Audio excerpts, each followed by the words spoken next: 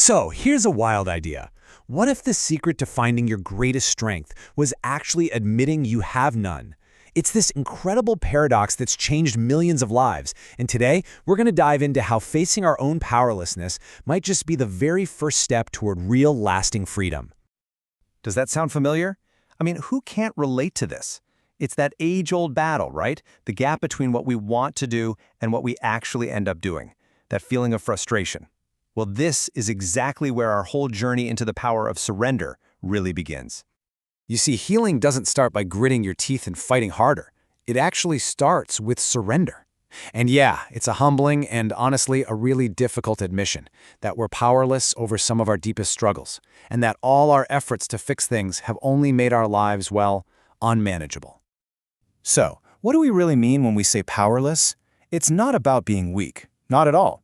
It's about being brutally honest with yourself. It's about finally saying, you know what, I can't do this alone. It's recognizing those same old destructive patterns that keep showing up. And maybe most importantly, it's about letting go of the illusion that you are in complete control of everything. Okay, let's clear up a few things, because this gets misunderstood a lot. Admitting powerlessness is not about being irresponsible or lazy. In fact, it's the ultimate act of accountability. It's not about giving up on life. It's about surrendering your white-knuckle grip on the things you can't control so that you can finally start living. So why is this so hard for us? Why is it so difficult to just admit we're not in control? Well, it's because it goes against our very nature. It feels like we're hardwired with this deep, deep need to be the captain of our own ship, and sometimes the captain of everyone else's too. And that right there, that's the trap. It's the belief that if we just push a little harder, have a little more willpower, we can bend the world and all the people in it to our will. But what are we really doing? Most of the time, we're just spinning our wheels, stuck on a treadmill of frustration and failure. And this is what that trap sounds like inside our own heads, isn't it? It's that endless loop of if-onlys. If only I tried harder. If only they would just listen. We convince ourselves we're just one little adjustment away from everything being perfect. But it's an illusion. The truth is, we can't control it all. Heck, sometimes we can't even control ourselves. So that brings us to the big question. What happens when that illusion of control finally shatters? When all the plates we've been spinning start to crash to the floor? What do you do then? Well, that crisis point, that's actually where the magic can happen. It's a pretty simple three-step process. First, stop. Stop fighting, stop managing, stop pretending. Second, admit it. Say it out loud. I've lost control. And then, in a true act of surrender, you ask for help from something bigger than yourself.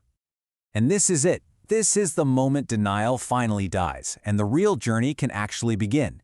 You can't fix a problem you refuse to acknowledge, right? And surrender, that's the first brave step of acknowledgement. So let's totally redefine what surrender means. It is not passive defeat. It is not waving the white flag. It is an active, courageous choice to let go. And there's a classic story told from a whole new angle that shows us exactly what this looks like. I'm sure we all know the story of the prodigal son, the wild child who demands his inheritance and just takes off. But have you ever really stopped to think about it from the father's point of view? What was he going through? The father was completely powerless. And in that powerlessness, he found the deepest expression of love. He couldn't force his son to stay. He couldn't control his choices. The only thing he could do was let go, trust, and wait, giving his son the freedom to totally mess up and find his own way back home. I love this quote. It says everything. Recovery isn't some ladder you have to climb with sheer grit and willpower. It's about letting go, falling backward, and trusting that you're going to be caught. So what's waiting for us on the other side of all this surrendering? Well, it's a true paradox. In the very moment you admit your weakness, you finally tap into a new and way more profound kind of strength. You know, the problem with total self-reliance, with trying to do everything yourself, is that it's a really lonely road. When you insist on standing strong all on your own, you're cutting yourself off from the very help you might need the most. And this quote, this reveals an incredible spiritual truth. Your weakness isn't a liability, it's actually an invitation.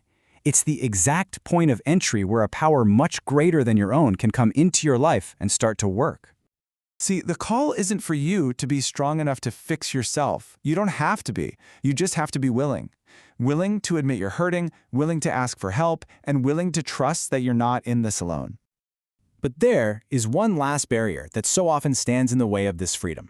And it is a huge one. We're talking about secrets, the things we hide from everyone, and yeah, sometimes even from ourselves. Holding on to secrets is just another desperate attempt to control our lives, right? To manage our image. But it only keeps us trapped. It keeps us sick. The key that unlocks that prison door is speaking the truth, no matter how hard it feels. So if you take one thing away from all this, let it be this: control is the cage, surrender is the key. True freedom, real peace, it all begins the moment you stop fighting and finally just let go. So, I'll just leave you with this to think about. What is that one thing you're holding on to so tightly that it might actually be breaking you? What do you think would happen if you just let it go? The answer might really surprise you.